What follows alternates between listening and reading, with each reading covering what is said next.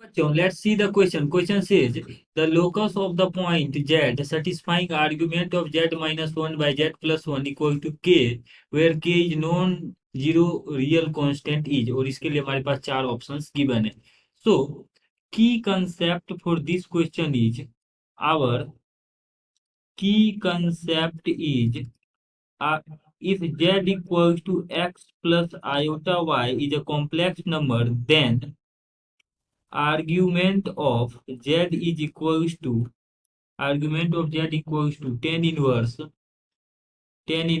y by x. ये हमारे पास की कंसेप्ट है. नाउ यहाँ पर जो कॉम्प्लेक्स नंबर है, इसको अगर हम z को x प्लस आयोटा से रिप्लेस करके लिखें तो इसको लिखा जा सकता है आर्ग्यूमेंट ऑफ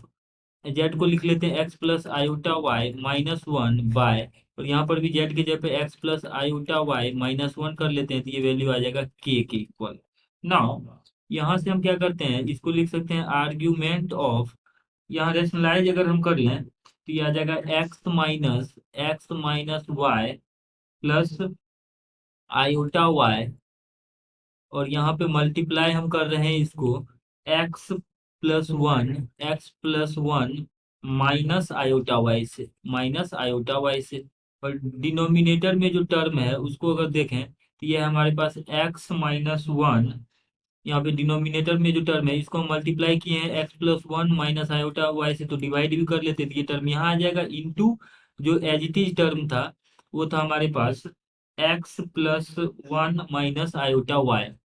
तो x प्लस यहाँ पे प्लस वन है बेसिकली, तो ये आ जाएगा x plus one minus iota y. तो argument of this equal to k, हमने इसको इस तरीके से लिख लिया. अब देखिए इसको अगर और सिंप्लीफाई करें तो ये आ जाएगा आर्ग्यूमेंट ऑफ, यहाँ से मल्टीप्लाई करके लिखेंगे तो ये आ जाएगा आपके पास x square minus one, because जब इसको इससे मल्टीप्लाई करेंगे तो एक्स स्क्वायर माइनस वन बन जाएगा. So this can be written as x square minus one plus iota Y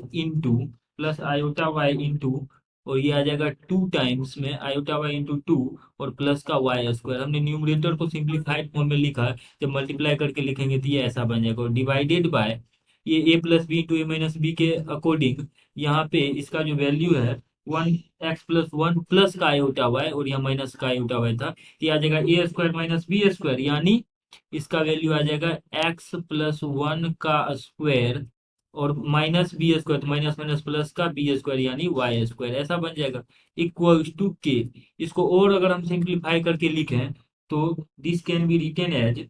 argument of यहाँ से इसका वैल्यू आ जाएगा x square plus y square minus one plus two iota y divided by, और ये term था आपके पास एक्स प्लस वन का होल स्क्वायर प्लस का वाई स्क्वायर, और आरएचएस में जो टर्म है ये है के इक्वल. तो इसको अगर हम देखें ये आ जाएगा हमारे पास, यहाँ से इसको हम इस तरीके से लिख सकते हैं. So this can be written as two y divided by because x square plus y square minus one है यहाँ पर, तो इसको अगर हम और सिंप्लीफाइड फॉर्म में लिखना चाहें तो ये आ जाएगा आपके पास आर्गुमेंट जो होता है simply tan inverse y by x होता है, तो यहाँ से इसका वैल्यू आर्गुमेंट की अगर हम बात करें तो इसका आर्गुमेंट इस तरीके से लिखा जा सकता है two y divided by x square plus y square minus one, because यहाँ पर ये जो टर्म था हमारे पास उसको हमने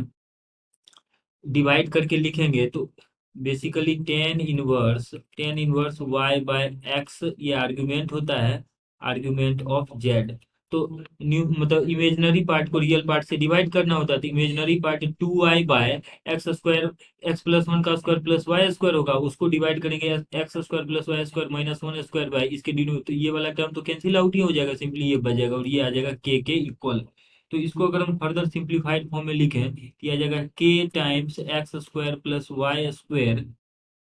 minus k minus two y equal to zero, इतना आ जाएगा. ना इसको अगर हम और सिंप्लीफाइड फॉर्म में लिखें, so this can be written as x square plus y square. हम के से डिवाइड कर देते हैं इसको, दिया जाएगा माइनस 2y/k और -1 इक्वल्स टू 0। ये एक सर्कल का इक्वेशन है, ये एक सर्कल का इक्वेशन है जिसका अगर हम सेंटर देखें, इस सर्कल का सेंटर, तो सेंटर होता है -g, माइनस है स्टैंडर्ड सेंटर के लिए, स्टैंडर्ड सर्कल के लिए दिया जाएगा इसका सेंटर 0,1/k, यानी एक्स कोऑर्डिनेट 0 है, that is centre of this circle will lie on y axis. तो ये जो इसका सेंटर है गिवन सर्कल का, वो वाई एक्सिस पे लाई करेगा। अगर ऑप्शंस में देखें तो ऑप्शन में करें a circle with centre on y axis, तो option A is the correct answer. Hope that you understood it well. Best of luck.